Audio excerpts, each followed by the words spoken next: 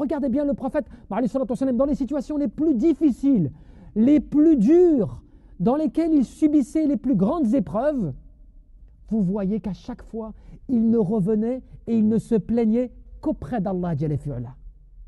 Jamais auprès des gens. Et cela, la preuve, vous l'avez dans quoi? Vous savez, quand un jour, il était avec son épouse, et un jour, son épouse lui pose la question, Ya Rasulallah, quelle est la difficulté? Est-ce que tu as vécu une difficulté plus dure ou plus grande en dehors de la bataille d'Uhud? Tu vois, la bataille où il a perdu de par le fait de la désobéissance des compagnons, des choses comme cela.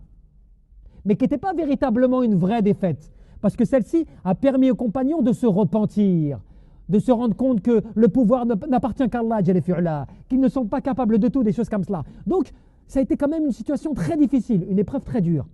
Il dit, si, j'ai vécu plus dur encore. Donc, c'était étonnant déjà. Et il dit quoi? Il dit, lorsque je suis parti à la rencontre des gens de Taïf, alors que j'étais rejeté par mon peuple, et qu'à Mecca, personne ne me soutenait, et que j'ai pensé du fond du cœur rencontrer des gens qui allaient m'assister là-bas. Et j'ai rencontré donc leurs gouvernants, et ils m'ont chassé, ils m'ont insulté, ils m'ont blessé, ils m'ont rejeté, ils m'ont éjecté comme cela à l'extérieur de leur ville. Et pour moi, ça a été très très dur.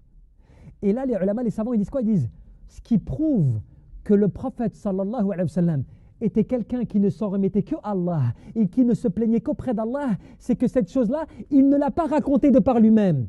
Il ne l'a racontée que lorsque Aïcha radhiyallahu anha lui a posé la question. Et à la base, il ne le racontait et il ne le disait à personne, subhanallah. Il a gardé ça pour lui. Alors que c'était l'une de ses plus grandes épreuves, si ce n'est la plus grande, d'avoir été rejeté comme cela. Parce qu'il faut bien se rappeler ce récit. Il a été déconsidéré, insulté par les dirigeants de là-bas. Et après, ensuite, quand il prêchait son peuple là-bas, pour essayer de trouver une assistance, eh bien, les gouvernants ont envoyé les racailles de la ville pour lui jeter des cailloux, l'insulter, au point de le blesser, le faisant saigner comme cela. Et regardez, Jibril alayhi salam, quand il est sorti de la ville, qu'il est resté loin, éloigné comme cela, invoquant Allah Jalla fi'ala, Jibril alayhi salam vient au prophète sallallahu alayhi wa sallam et dit, Ya Rasulallah, je suis avec l'ange des montagnes qui m'accompagne. Demande ce que tu veux et il va l'exaucer. Et l'ange des montagnes s'adresse à lui. Ya Nabi Allah, ô prophète d'Allah, demande-moi ce que tu veux. Si tu le désires, avec ce qu'ils t'ont fait, je rabats les montagnes sur la ville. Subhanallah. Et qu'est-ce qu'il fait? Il fait non. J'espère qu'Allah Jalla fi'ala sortira une génération qui vont adorer Allah subhanahu wa ta'ala sans rien lui associer.